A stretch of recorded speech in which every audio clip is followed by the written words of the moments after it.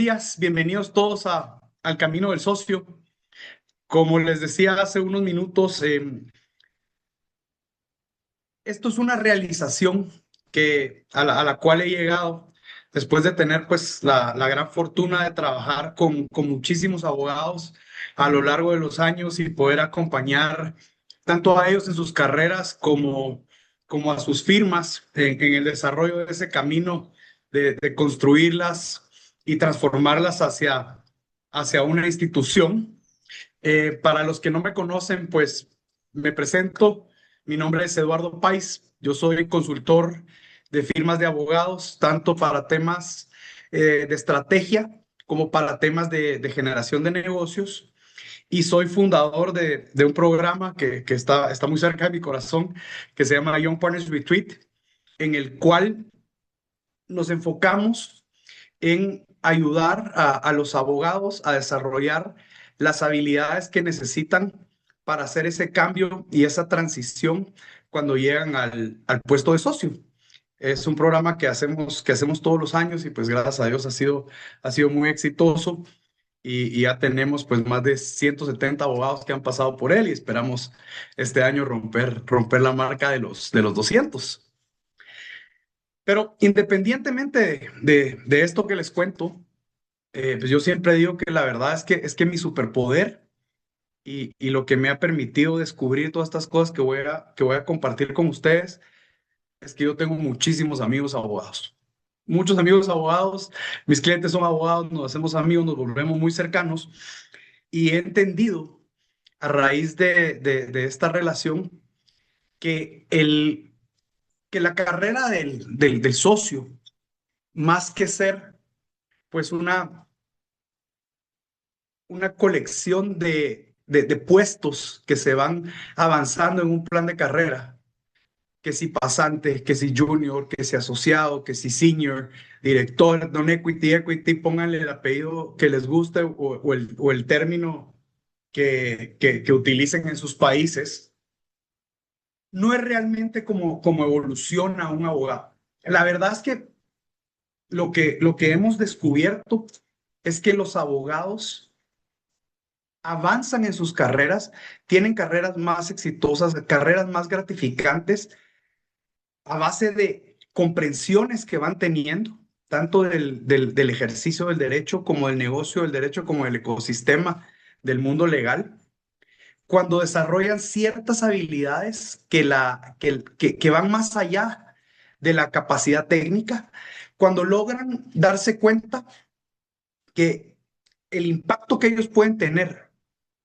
en la vida de su firma, en la vida de sus clientes, va mucho más allá del documento que entregan o del consejo que dan en ese momento y empiezan a ver cómo multiplican su influencia.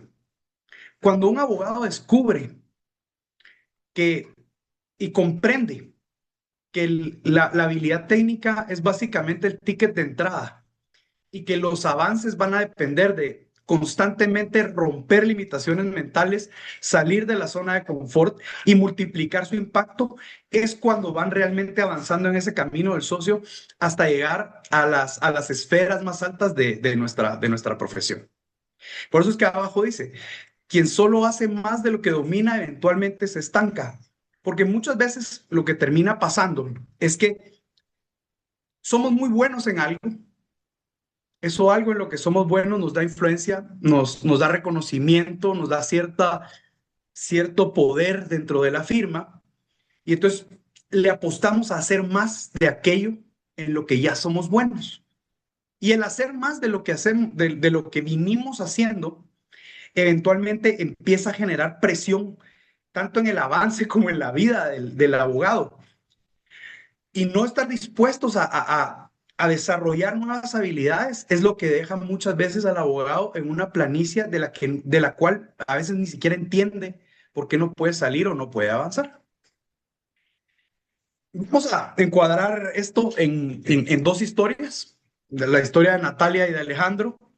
Pues ambos tienen más o menos un background similar. Pues, buenas universidades, el LM en el extranjero, buenos promedios. En fin, son dos abogados prometedores, ¿no?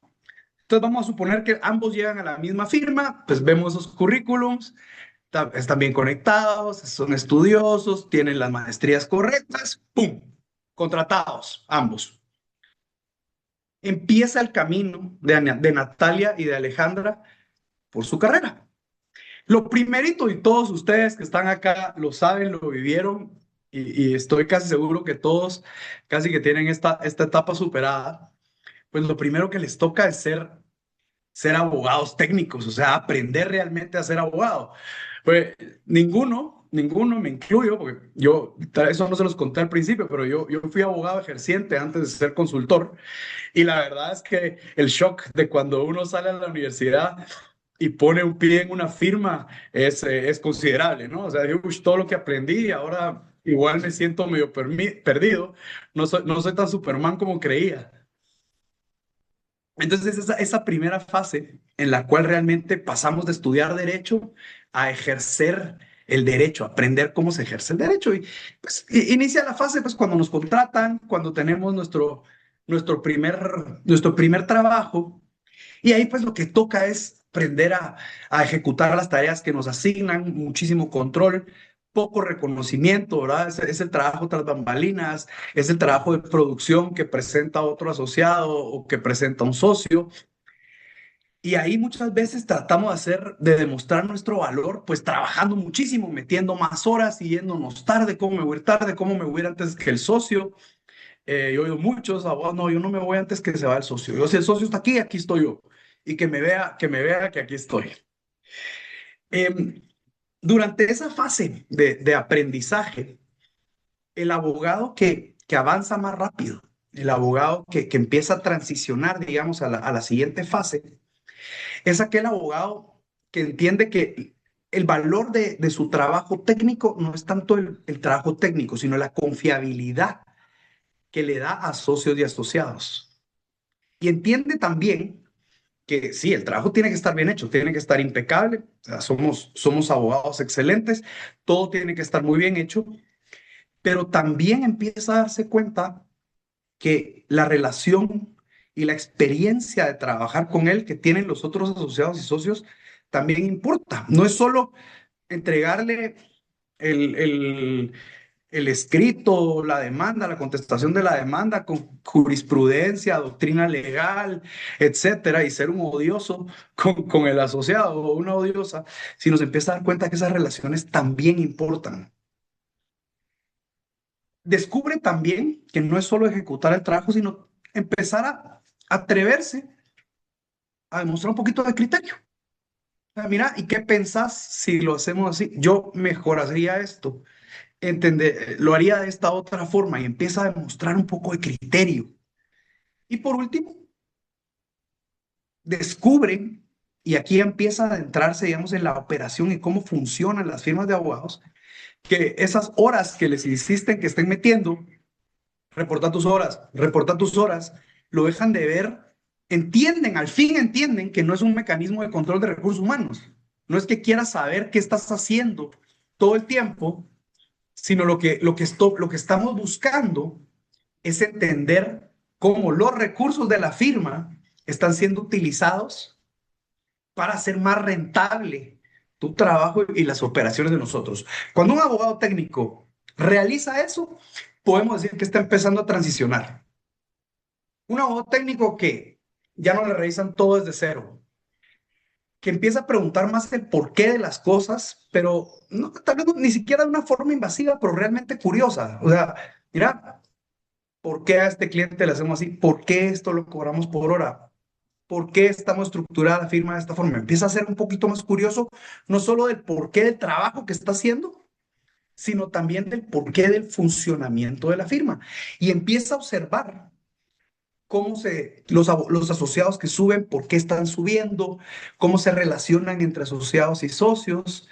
eh, y esta curiosidad le permite empezar a entender un poquito más y volverse un abogado consciente de lo que implica el negocio del derecho, no solamente el trabajo técnico.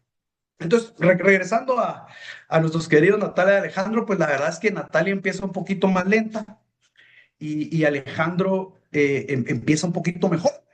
Alejandro es mejor para producir trabajo, mete más horas, su calidad de trabajo técnico es mejor, se empieza a sentir más seguro, ejecuta bien, es confiable su trabajo, mientras que Natalia, pues es un poquito más observadora, más curiosa, habla un poquito más con los socios, habla un poquito más con la gente de las otras áreas, hace un buen trabajo técnico, o sea, no, hace un buen trabajo técnico, no tan bueno ni tanto como Alejandro.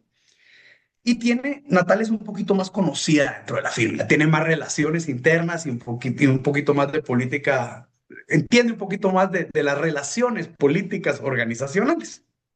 Entonces, un comentario típico que podremos escuchar de Alejandro es, no, mejor yo voy a comer en el escritorio porque así saco esto trabajo de una vez.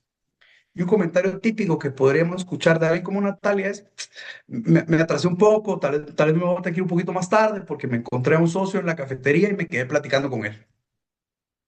Entonces, si vemos abajo los indicadores de ingresos e influencia, pues Alejandro en este momento está teniendo un poco más de ingresos por temas de bonos, etcétera. Y en este momento su influencia tal vez no es tanta como la de Natalia, porque Natalia tiene un poco más de relaciones, un poco más de conocimiento de cómo funciona la firma. Transicionaron, entendieron que el derecho es un negocio y, y dieron, pues ya no se sienten tan nuevos, ya le empiezan a dar cosas y ya no se las revisan tanto. Eh, algún contacto empiezan a tener con algún cliente, ya les exigen, ya le dicen, mira qué haces. O sea, ya no le dan todas las indicaciones, sino dicen, hay que hacer esto, mira qué haces, mira cómo lo solucionas. Y empiezan a notar un poquito que crecer dentro de la firma ya no depende solo de trabajar bien. O sea, así inicia la fase de consciente. Siempre durante esta fase, pues el trabajo sigue siendo mucho, a veces hasta más, porque ya les confían más, entonces empiezan a darles más trabajo, a confiar un poquito más en ellos. Eh, pero ya empiezan a querer ser un poquito más tomados en cuenta. Ya dicen, ya están viendo cómo van los otros abogados, cómo van ellos, ya se empiezan a comparar. Eh, ya algunos clientes sencillitos ya tal vez los manejan ellos y ya empiezan a preguntar y a ver cómo pueden ser más vistosos dentro de la firma. ¿Qué más hay que hacer aparte de ser un buen abogado? Un abogado consciente ya tiene por lo menos un control y una comprensión de sus indicadores personales. Ya es alguien que sabe cuántas horas está metiendo, ya es alguien que sabe más o menos cuánto cuesta su hora, en fin, ya entiende esa parte del negocio. ¿Sí? El abogado consciente, si lo quieren ver así, tiende a ser alguien que lleva 4 o 5 años ejerciendo, al que ustedes ya le confían que pueda hacer una opinión legal bien pulida, que la revisan poco. Y cuando el abogado consciente da esas señales de que empieza a transicionar, muchas veces la más clara es cuando se empiezan a querer involucrar en cosas de la firma sin que los obliguen. Si tienen ese asociado medio que dice, mire, yo ayudo, yo me apunto al comité pro bono, yo quiero escribir, yo me meto al comité de marketing, yo lo acompaño. Ahí parece que ese abogado consciente ya se asentó en esta fase y quiere como empezar a transicionar. Es aquel que les dice, mira, yo lo acompaño y no lo ve como pesado, ¿no? Y cuando más claro están, es cuando empiezan a decir, mire, yo tengo este contacto, vamos a verlo. O, uy, para eso yo conozco a alguien que nos podría ayudar. Cuando una persona ya está, cuando un abogado ya está viendo cómo su círculo de influencia puede aportarle a la firma de alguna manera, ya sea como clientes o ya sea como algún contacto que puedan necesitar en una institución pública, etcétera, es alguien que parece que ya está listo y queriendo dar el brinco a la siguiente fase. Y otra señal clara es también cuando ya definieron su especialidad. Cuando uno está en la fase técnica, pues hace un poquito de todo, más que nada lo que le piden o lo que le asignan, pero un abogado consciente ya sabe si lo que hacía es lo que le gusta hacer, ya trata de decir, mira, yo a esto me quiero dedicar y ya lo tiene más claro. Estoy seguro que a muchos de ustedes les pasó, como me pasó a mí en su momento, cuando todavía ejercía derecho, que muchas veces el primer trabajo que nos tocó es un poquito la especialización que tenemos al día de hoy. El abogado consciente se da cuenta de eso y decide conscientemente que sí, que ese es el área que le gusta, es el área en la que quiere seguir. Si no es el área que quiere seguir, un abogado consciente buscaría oportunidades de moverse o de explorar otras áreas. Cuando ya tenemos esta comprensión, ya es alguien que está listo para transicionar a la siguiente fase. En esta fase es cuando yo me he dado cuenta que más abogados que empiezan a trabajar en firma migran in-house. Y eso pasa por dos razones.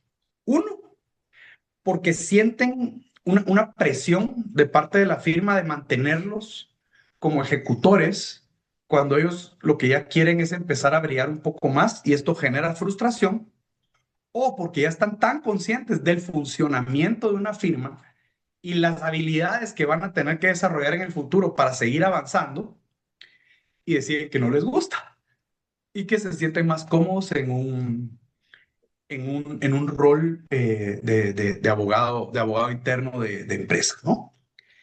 Si en las firmas no nos damos cuenta de que probablemente estamos deteniendo a un abogado consciente, no lo estamos dejando crecer y lo queremos mantener como técnico, el problema es que estamos perdiendo a alguien que es un excelente abogado, porque aprendió toda la parte técnica, encima entiende el negocio, y entonces es alguien que en el futuro va a poder multiplicar esos conocimientos técnicos y esa capacidad operativa que tienen cuando lleguen a las fases siguientes.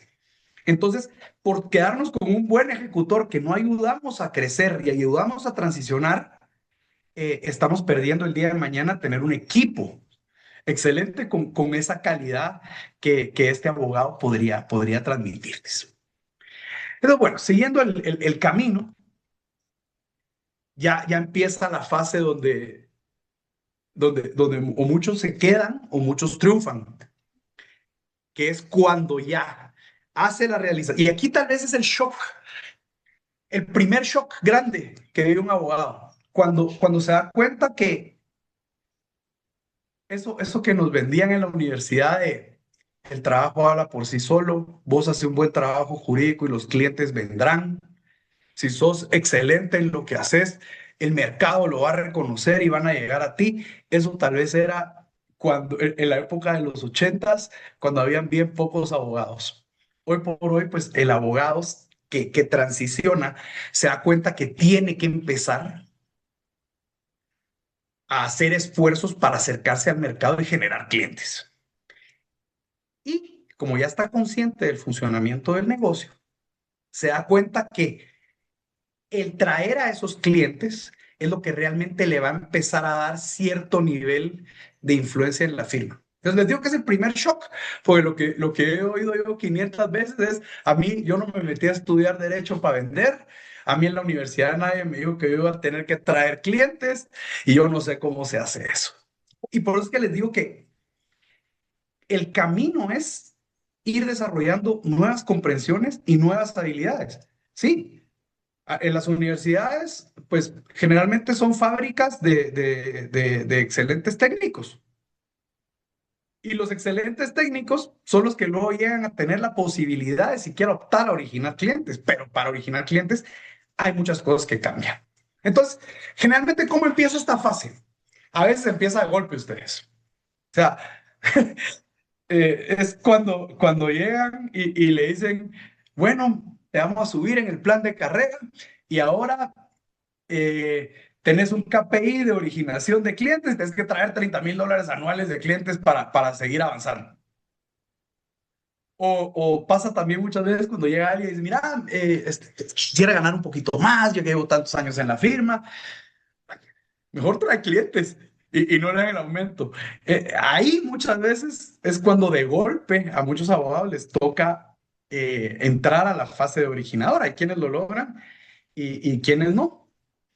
En, en ese inicio, digamos, pues el mecanismo de defensa que utilizan muchos abogados, yo lo he visto muchísimo, es con tal de no salir de esa zona conocida, donde ya están, empiezan a querer justificar eh, su valor diciendo, no, es que yo a lo que me dedico es a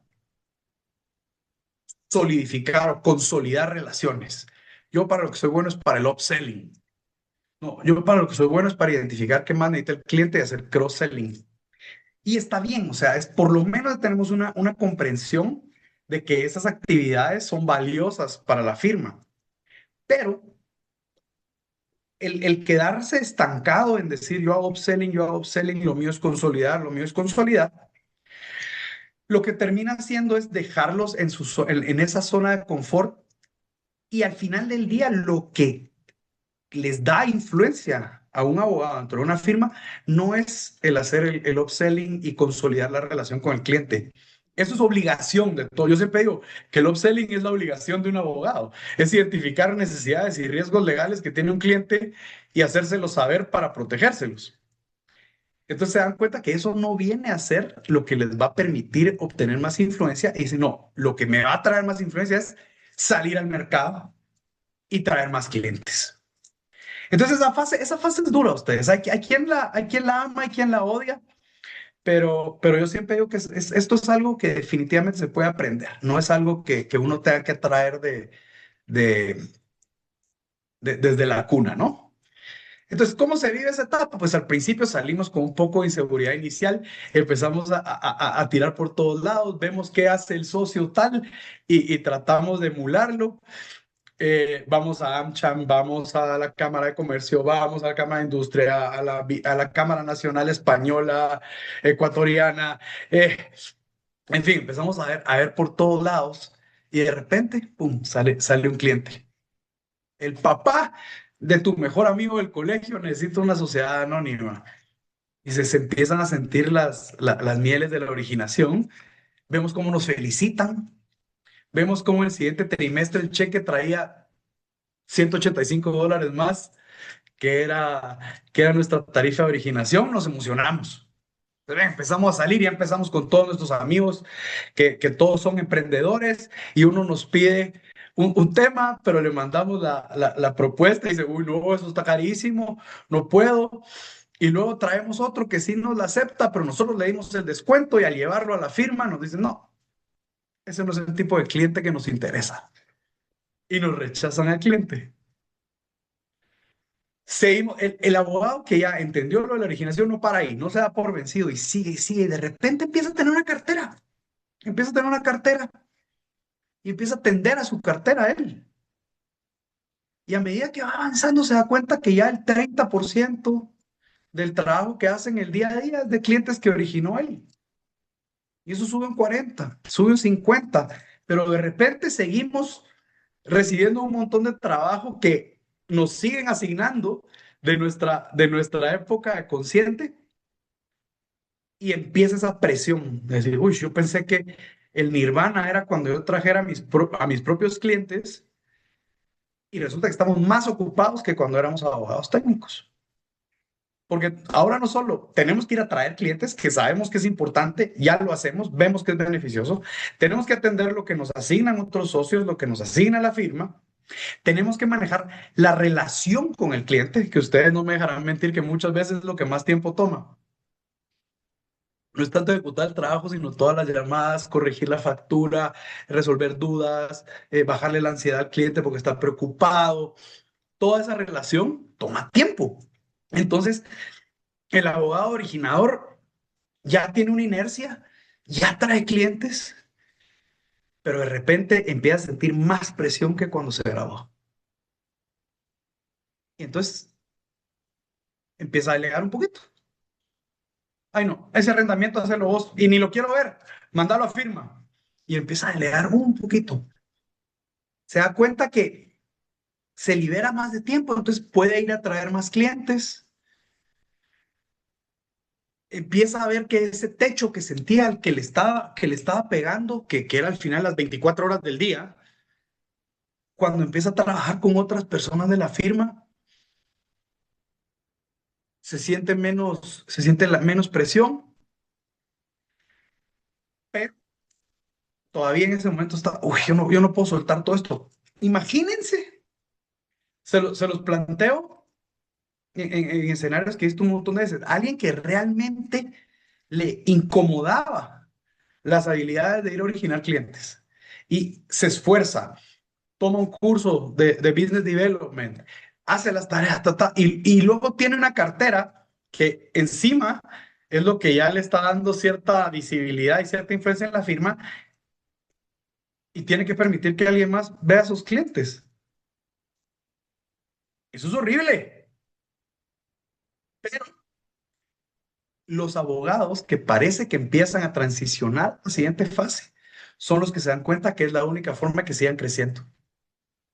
Son aquellos que ya sus ingresos, pues el sueldo o el base o el adelanto de utilidades básico de la firma, eh, ya es un porcentaje mínimo, ya el grueso de sus ingresos empiezan a venir de clientes que ellos mismos originaron. Ya es un abogado que empieza a tener reconocimiento en determinado mercado. Ya pasa ese fenómeno en que parece que le caen clientes y que ya no se tiene que esforzar tanto para conseguirlos. Y es alguien que ya también descubrió que una forma de obtener ingresos pasivos es empezando a hacer cross-selling y entonces ya comparte su cliente con la otra área de práctica para que le den atención. Cuando un abogado ya está así, parece que empieza a entender la siguiente habilidad que tiene que desarrollar para transicionar a la siguiente a la siguiente fase. Muchos abogados se quedan aquí ustedes, en originador. Yo, yo, yo pienso, y todavía no tengo forma de probarlo, que es aún más difícil desarrollar las habilidades de delegador que de originador. Muchas veces nos cuesta más el soltar la ejecución, el soltar la relación con el cliente, que desarrollar cómo generarlos. Entonces, muchos abogados llegan hasta aquí. ¿Bien? Regresamos con Alejandro y Natalia, pues ambos ya han seguido creciendo en la firma. Alejandro ha tenido las conversaciones de, mira, los clientes hay que traerlos, los clientes vienen por referencia, mi trabajo habla por mí mismo. Dice, no, eso de la generación de negocios solo para los que nacieron en los lugares correctos o a los que les gustan. ¿Qué? Que me vaya yo a la IVA. Son 3 días, más el viaje hasta Punta del Este. No, no, Dios me guarde, son 5 días. Vos sabes, pues, yo tengo mucho trabajo, yo tengo mucho que ejecutar, yo tengo deadlines. Y la frase, como digo, la frase típica es, si uno trabaja bien, los clientes van a venir, el mercado va a reaccionar, se van a dar cuenta de mi calidad jurídica. Natalia, por otro lado, en esta época ahorita lo que hizo fue que fue con su tío y le dijo, mira tío, yo veo que tú tenés esa constructora grande, ¿qué hacemos? Nosotros hacemos permisos, hay un área de real estate en en mi firma. Fue a traer un par de clientes de laboral que eran amigos de su hermana, está dando conferencias en la Asociación de Constructores y se propuso para ser parte de la junta directiva como vocal y se aseguró de que todos en la firma supieran que había traído sus primeros 6 clientes y fue a administración a preguntar, mire, ¿y eso del crédito de originación cómo funciona? Porque yo he traído unos clientecitos y no hay modo que vea que eso se me pagó. Entonces, en este momento, probablemente los ingresos de Natalia empiecen a ser más que los de Alejandro, por las comisiones de originación que tiene la firma, pero empiezan a ser ya más considerablemente. y la influencia que tiene en la organización ya es por lo menos del doble tengo ahí de la que tiene Alejandro. Ya es alguien que probablemente le van a pedir más su opinión en algunas cosas, ya es alguien que puede pedir espacios, ya es alguien que puede decir, miren, quieren que genere clientes, pero todos ustedes van a la IVA, bueno, déjenme ir a mí a Aija. O sea, es alguien que ya tiene un poquito más de voz y voto ahí, a pesar de que los dos pues siguen siendo excelentes abogados. Cuando identificamos que tenemos estos perfiles que empiezan a tener esa comprensión de originar, pues el objetivo de la firma, que muchas veces pasa, esto pasa más de lo que uno cree, no debe ser frenar a ese originador, porque lo ven creciendo mucho y les da miedo ceder el poder o ponerle trabas. Yo antes de hacer un programa de generación de negocios, siempre hago un análisis que se llama bloqueos a la generación de negocios, porque a veces las firmas, dándonos cuenta o sin darnos cuenta, empezamos a crear una serie de condiciones que desmotivan muchísimo a aquel que ya llegó al nivel de comprensión de originar y desarrolló las habilidades. Entonces, la firma debería siempre crear las condiciones correctas para que todos aquellos que ya demostraron que tienen esa intención de originar y que encima han sido abogados técnicos excelentes, quieran seguir haciendo esa originación y ese crecimiento de su carrera dentro de esa firma. Y si la etapa anterior era la que más abogados in-house generaba, esta etapa es la que más firmas nuevas Ujú, y poaching de la competencia genera. En ujú, esta etapa, un originador que no ve que se le está dando más influencia, se le está dando reconocimiento, se le está pagando una originación por los clientes que trae, y ya tiene 10, 12, 15 clientes, que hace la matemática y dice, uy, bueno, con lo que le facturo a estos clientes, probablemente puedo alquilarme una oficina, dos asociados, e irme yo solo. Si no siente que eso va a cambiar y que él va a adquirir relevancia en la organización, puede que se vaya a poner su propia firma. O ahora que se están poniendo de moda los headhunters en Latinoamérica, en el sector legal, es lo que más buscan. O sea, alguien que no solo es excelente técnicamente, lo primero que le pregunta, ¿y de cuánto es tu cartera? Ah, yo que origino $80,000 al año y tengo 32 años. Es un super target para que un headhunter o otra firma le vaya a endulzar el oído. Entonces, esta etapa mal gestionada termina generando mucha frustración y termina siendo lo que la etapa que tal vez más rompimientos puede llegar a provocar. Bueno, ya originamos, tenemos nuestra cartera, ¡pum! Ya empieza la siguiente fase donde nos damos cuenta que ya no estamos creciendo, nos sentimos estancados. ¿Saben cuándo para mí es el momento más claro en el que alguien debe darse cuenta que tiene que desarrollar las habilidades de delegador? Cuando en su cabeza pasa el pensamiento de Dios me guarde un cliente más. Si alguna vez has sentido la de Dios me guarde un cliente más, es el momento de empezar a desarrollar y a mover nuestra atención hacia las habilidades de delegador. Entonces, alguien que tiene mucho trabajo, eh, pero todavía le cuesta soltar el control, delega, delega y luego lo revisa 5 veces. Y entonces siente, para eso mejor lo hubiera hecho yo.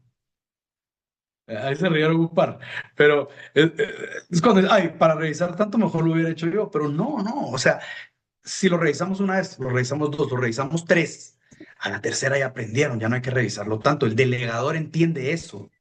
El delegador entiende que no es carga en su agenda el tiempo de mentoring para su equipo, el tiempo en el que se sienta no solo a explicarles cómo hacerlo bien de forma técnica, sino cuando se siente con ellos y les explica cómo relacionarse con un cliente, cómo le gustan las cosas a este cliente. Mira, atenderlo de esta forma. Es el delegado, el que empieza a comprender la labor de delegador, es alguien que entiende que no solo se debe delegar lo técnico, sino que también se debe delegar lo relacional.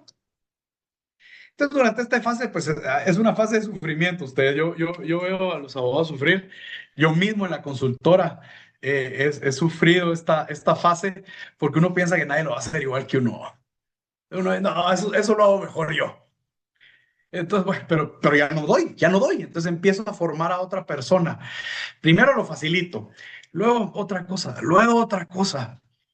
Y a medida que va avanzando esta comprensión, esta habilidad, de repente se dan cuenta que hay un cliente que llevan 6 meses de no hablarle y se le sigue facturando. Uy, ¿cómo? ¿Y cómo aquel? ¿Cómo ese? No, pues súper bien, tranquilo, vamos súper bien.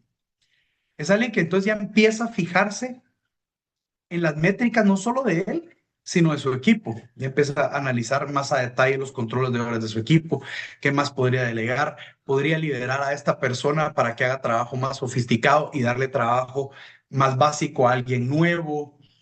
Empieza a ver cómo optimizar su equipo.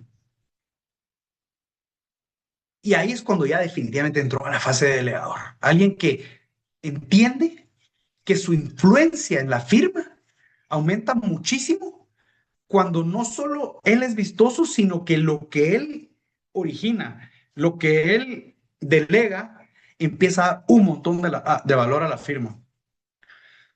O sea, no es lo mismo, siempre les digo yo, y a veces a la gente no le gusta hablarlo tan abiertamente, pero pues los que me conocen ya saben que yo soy muy franco, muy directo. Les digo, no es lo mismo en una reunión de socios que somate la mesa alguien cuya área de práctica genera $70,000 al año a que somate la mesa alguien del medio millón. No es lo mismo.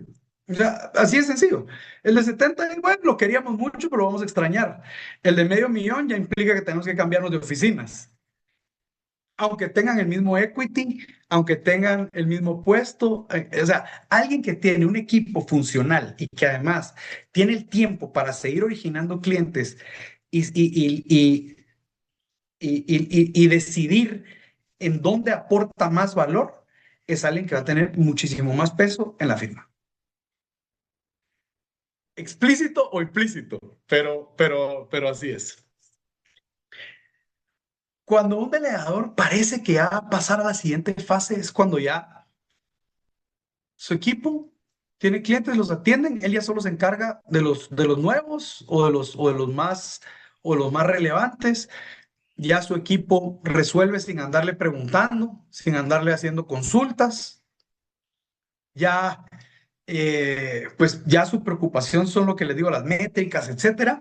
Ya dedica mucho tiempo a hablar con su equipo, a darles mentoring, a decir, mira, esto lo voy a hacer así, a empezar a ayudarlos también a transicionar sus propias carreras y ya empieza a ver a la par.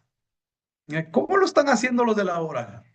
A ver, ¿por qué esto no está funcionando en la firma? ¿Por qué no hay más cross-selling acá? ¿Por qué no están aplicando esta Harvey como lo usa mi equipo? Y empieza a ver para los lados. Cuando empieza a ver a los lados, parece que estamos transicionando a la siguiente fase. Natalia y Alejandro, pues Alejandro es la mano derecha confiada, el hombre de confianza del socio más importante. Es director de área, ya se le dio el puesto, él maneja el área. Su originación pues sigue más o menos estancada. Algún cliente le ha asignado a ese socio para decir, mira, te voy a asignar a este cliente como que vos lo hubieras originado. Sigue diciendo, yo no entiendo por qué Natalia gana más. Yo no entiendo si el que más factura soy yo. Mi área es la que más factura. Sigue sin esa comprensión. Pues, y al final se preocupa de sus horas y de su facturación. ¿Sí? Que me tardo menos haciéndolo yo que explicando. Natalia pues, siguió generando clientes, construyó su equipo y le ofrecieron acceso al equity. Ya no es solo social non-equity, sino ahora su apellido es equity. Decidió que iba a liderar todo el comité de transformación tecnológica porque sintió que todos los viejos que estaban en la firma no entendían de nada de inteligencia artificial. Y dijo, ¿saben qué? Lo voy a hacer yo me encargo. Ya tiene 2 personas en su equipo que empezaron a originar, tiene las métricas de su área al centavo y es la que marketing la está constantemente, es que Natalia, es que tú das súper bien las conferencias, la mira, hacernos un artículo, la mira esto, y les dijo, ¿saben qué? Juan y María, empiece a darles a ellos esos espacios, que ellos escriban, que ellos den la conferencia. Esa es una delegadora consolidada y a punto de ir haciendo la transición. O sea, Natalia lo que nos puede decir en ese momento es comentarios como, uy, no tengo tantísimo trabajo, pero y ya viene, no, ¿cómo no voy a la IVA? ¿Cómo no? José, vení, te voy a explicar, haz esto, güey, de encargate de esto porque yo tengo que ir a la IVA. Y los ingresos y la influencia, pues ahora la separación entre uno y el otro son todavía muchísimo más marcados. ¿Okay? Yo sé, yo sé que hay preocupaciones y preocupaciones muy fuertes en esta etapa.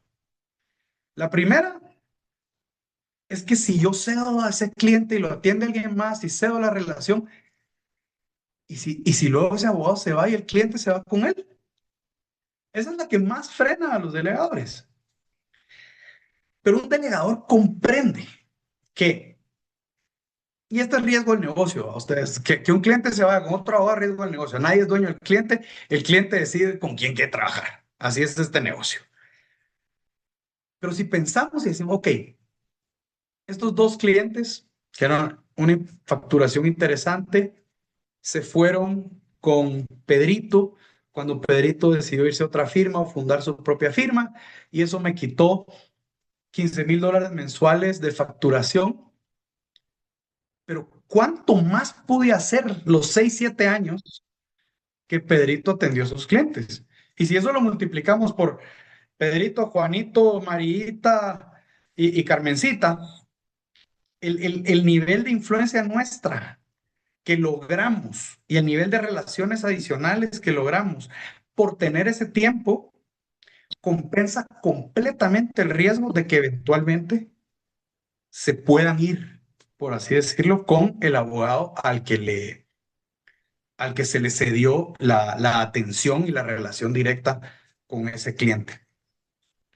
Un delegador consolidado entiende que liberarse tiempo para pasar su cartera de 10 a 20 a 30 a 40 clientes vale más que el riesgo de perder uno o dos el día de mañana. Lo que pasa es que, como les digo, cuando originamos y al fin tenemos eso es lo que nos da mayor influencia en la firma en algún momento. Entonces nos tendemos a aferrarnos a esa cartera Muy bien, Gabriela. que nos costó tanto delegar, que nos costó tanto generar. Pero ahí nos quedamos muchos. Es decir, si no empiezo a delegar la relación, no voy a tener tiempo para seguir creciendo. ¿Eh? Un delegador es uno que tiene un equipo maravilloso y que entonces ya se puede preocupar del resto de la firma. Y este es el abogado estratega. Pocos abogados llegan ahí. Eh, es el abogado que ya empieza a ver la organización, la institución. Sea managing partner o no, sea miembro del comité o no, es alguien que ya cree que puede aportar a que las cosas se hagan mejor a lo largo de la firma y entiende que esa experiencia uniforme que le ofrece a los clientes todas las áreas de práctica, entiende que las buenas prácticas que puedan replicar en otras, al final del día, le dan un beneficio personal.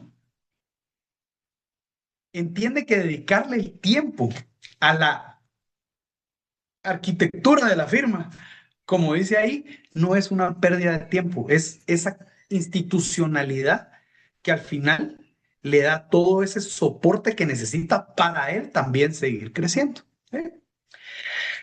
Aquí, pues, ¿cómo se vive esta fase? Vemos que estamos sintiendo que nuestro equipo lo hace mejor. Empezamos a opinar un poco más en el comité, nos empezamos a involucrar en temas que ni siquiera, pues, puede que nos generen ingresos directos. No, que mira que queremos incorporar a un lateral para el área de tributario. Venga, yo me encargo, yo voy a ir a buscarlo, yo lo traigo. Eh, Ya es alguien que se toma el tiempo de sentarse con otros socios o con otros líderes y mentorear a estos. Mira, yo creo que en tu área podríamos hacer esto mejor. Mira, miremos de mi cartera quiénes podemos cruzar a la tuya con la otra. Mira, estamos usando inteligencia artificial de esta forma, apliquémoslo así en tu área. Y entonces alguien que ya necesita, de alguna manera, empezar a influir, no solo en la operación de su área, sino influir en cómo opera toda la firma, empezar a influir en toda la estrategia global de la firma. Y los que lo hacen bien, los que se vuelven excelentes estrategas, son aquellos que nunca quieren que se quiten del managing partner. Que eso puede pasar por dos razones. Una, o porque son excelentes managing partners y los nombran y dicen, por favor, hacelo vos porque ya llevas 3 años haciéndolo igual, solo que sin nombramiento formal. O porque nadie quiere ser el managing partner, entonces andan viendo a quién se lo dan, que también puede pasar. Eh, pero un estratega ya se da cuenta que la multiplicación de su valor ya no está solo en su equipo, que con una firma institucionalizada, con una firma con procesos, con una firma con una cultura fuerte. Acabo de estar en México con un socio de una firma conversando, me lo fui a visitar y me estaba contando de la cultura de su firma. Es una firma que ha crecido una barbaridad en los últimos 20 años. Y es porque este abogado es estratega. O sea, él entendió que dedicarle el tiempo a las relaciones, dedicarle el tiempo a la cultura de la firma, hacerla fuerte, los valores, etcétera, les iba a dar un beneficio y se ha dedicado muchos años de su carrera y mucho tiempo de su carrera a, a llevar el barco cultural de la firma y ha hecho que esa firma explote ustedes. No se imaginan. Este es un estratega, o sea, es alguien que dejó de ver solo mi cliente, mi facturación, mi originación, mi equipo, mi bono, y empezó a ver cómo, si hacemos esto más grande y lo hacemos realmente para todos, eso nos va a traer beneficios. Y no se imaginan, me voy a reservar el nombre, pero es una firma, aparte de una firma muy bonita, que ha crecido una barbaridad en el mercado mexicano, que no es decir cualquier cosa. El estratega entiende que formar sucesores va a operar a su favor en un futuro, que su legado mucho va a depender de soltar más que de tratar de aferrarse y que para seguir creciendo o para seguir siendo relevante, por así decirlo, ya puede que llegue un momento en que la originación y la ejecución de él disminuyan, como es natural en la carrera de todos, pero entiende que su aura y su influencia todavía aportan mucho valor a la organización. Entonces ya digamos, el abogado, muchos llegan a ver, muchos llegan a originador, menos a delegador, muchos menos estratega y contados los que llegan a la siguiente fase. Siguiendo con nuestros queridos Natalia y Alejandro, pues Natalia ya está aperturando el área de derecho de ambiente, ella negoció con la socia lateral, vio que la política de originación no le estaba permitiendo a los asociados medio traer clientes, la modificó, cambió esto, propuso los cambios en la asamblea de socios, vio que una socia estaba tratando mal a las de su equipo y la puso en su lugar. Y cuando un socio quiso traer a un cliente una empresa que era de un político de dudosa reputación, se le plantó y le dijo, eso no es lo mejor para la organización, eso no es mejor para la firma y logró detener que trajeran a ese cliente a pesar de que iba a representar una cuota de originación bien importante para el socio que lo quería traer. Ahí Natalia, pues ya las frases que pueden escuchar de ellas, mira, José, a mí no me funcionó, fue esto en mi equipo, si quieres te paso el proceso, te ayudo a hacerlo. Mientras que Alejandro, pues sigue pensando, para administrar hay administradores, que los de mi equipo no están contentos, si no están contentos que se vayan. No, a mí tráigame solo LLMs, AAA, cum laude. Esta área desaparece sin mí. Yo creo que ya me deberían de dar equity por mi experiencia y por la facturación que yo le aporto a la firma. Y no, yo bastante tengo con mis clientes como para andarme metiendo en cómo funciona todo en la firma. Es algo típico que podríamos oír de Alejandro en esta etapa. Cuando el estratega,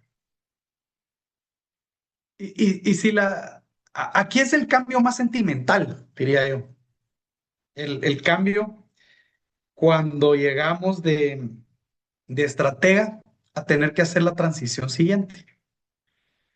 Pero cuando ya tu equipo ya ni te pregunta, ya tus clientes están súper atendidos en la firma, los atienden 4 diferentes áreas de práctica.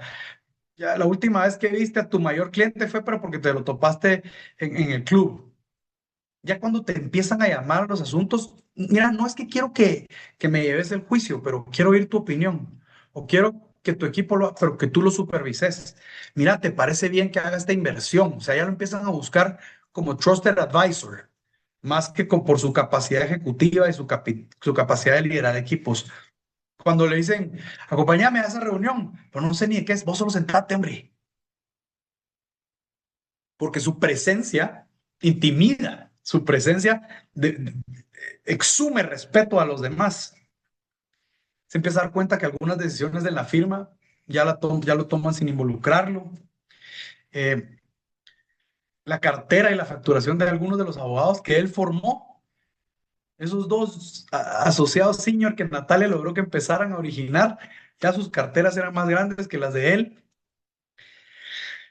Y hay una realización que dice, ah, qué tremenda firma la que construí, pero funciona sin mí. Cuando un abogado llega a esa realización, es el momento de transicionar a la última fase del camino del socio. Y muy pocos hacen esto. Ya hice todo lo que tenía que hacer como abogado. ¿Qué voy a dejarle a mi firma, a mi país o al mercado de servicios legales en general? ¿Cuál va a ser mi legado? El tener un abogado en la posición de leyenda en una firma de abogados es valiosísimo.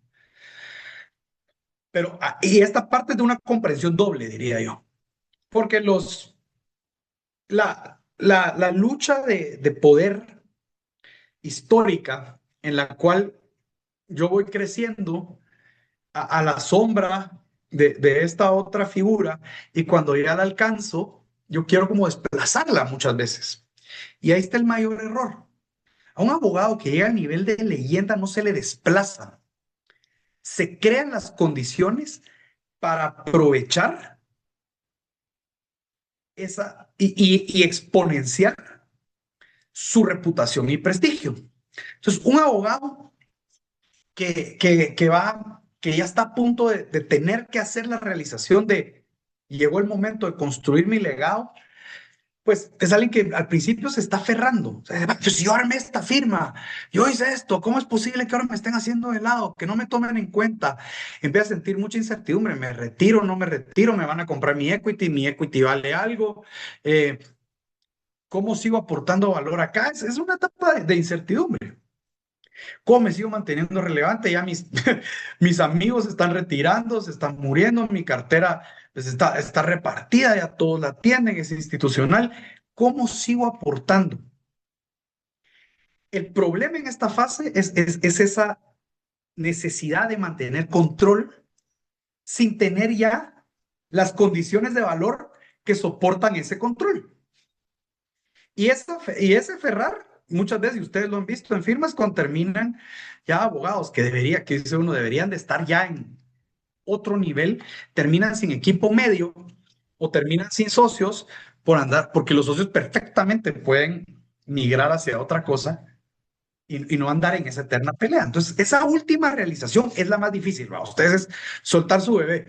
Lo hablaba con alguien esta semana y les digo yo, a mí el día que yo tenga 70 años y me digan, la verdad es que yo creo que ya no deberías de ser speaker en John Partners Retreat y entregarlo, a mí me va a dar un ataque, pues.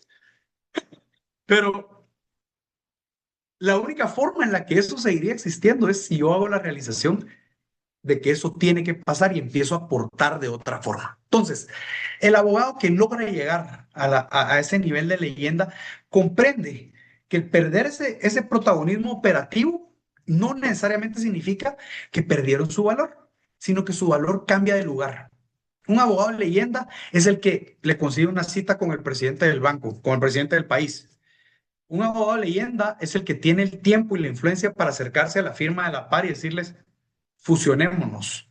A mí me gusta mucho hablar de él, Miguel Saldívar, el actual managing partner de Hogan Lovells, acaba de hacer la fusión de firmas de abogados más grande de la historia con Cadwalader. O sea, ¿qué mejor legado está dejando Miguel? Y Miguel sigue siendo un abogado que origina, trabaja, ejecuta, pero ese nivel ya de hacer esas movidas estratégicas en las que agarras una firma que construiste y la pasas dos, tres niveles arriba, eso solo lo puede hacer alguien que tiene tiempo, que tiene el enfoque en eso y que quiere dejar un legado institucional.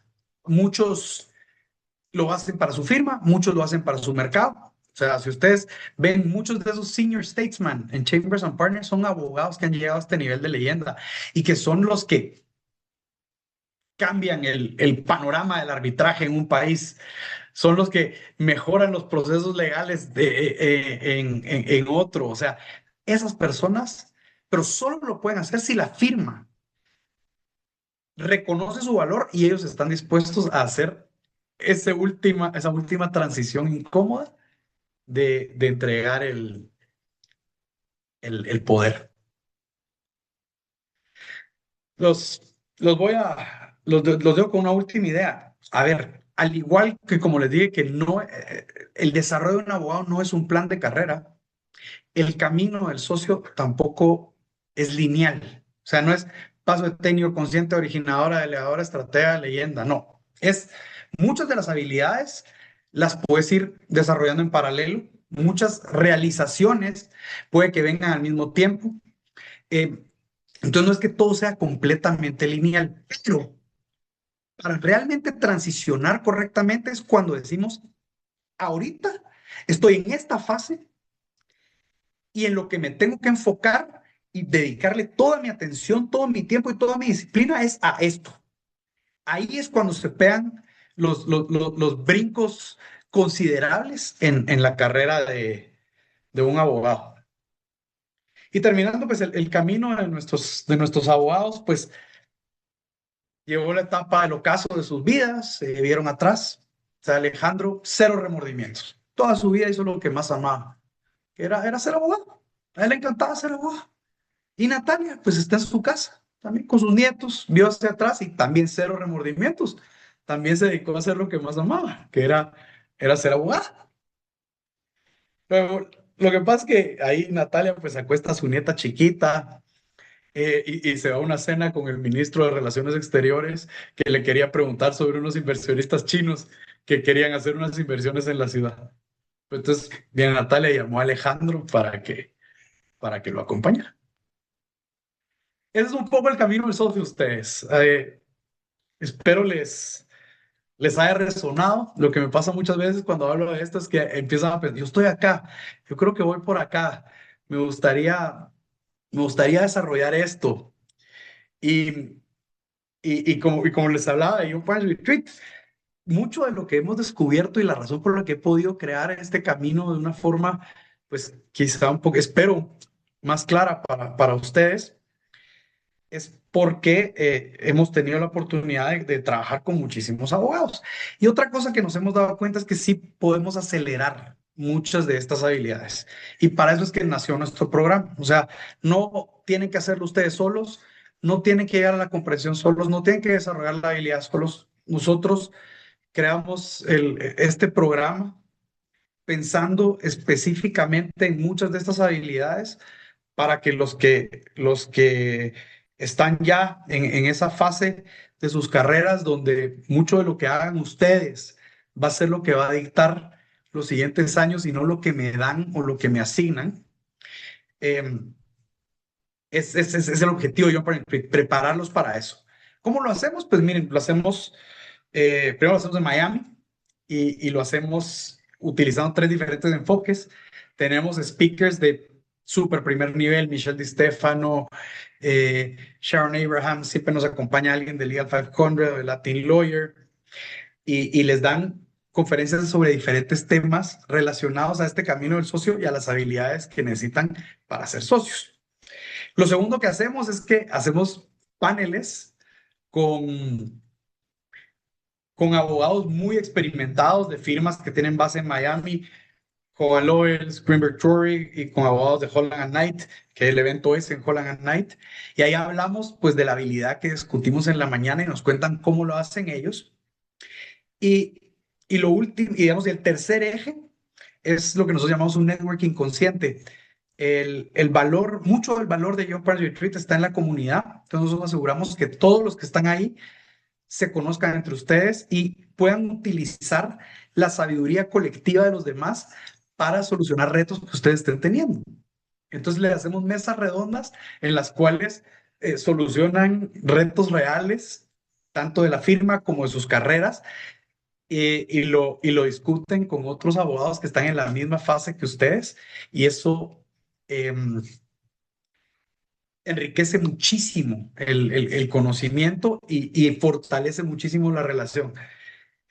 No se imaginan cuántos Young Partners ahora siguen siendo amigos y han tomado vacaciones juntos con sus familias, se refieren al trabajo, etcétera. Es una comunidad muy bonita.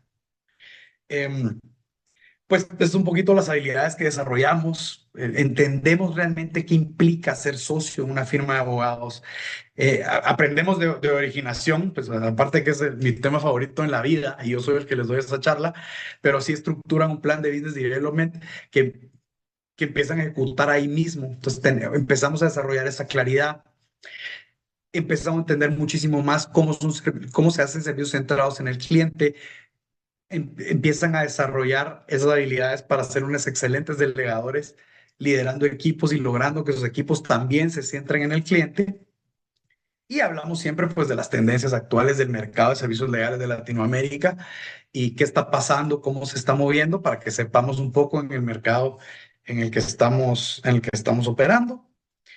Para los que nos acompañaron hoy, pues hay un descuento y este año es del 3 al 5 de noviembre. Así que esperamos nos acompañen. Llevamos 22 inscritos, de 50 estamos muy contentos. Así que al igual que los últimos 4 años, yo creo que va a ser un lleno completo y va a valer muchísimo la pena que nos puedan acompañar.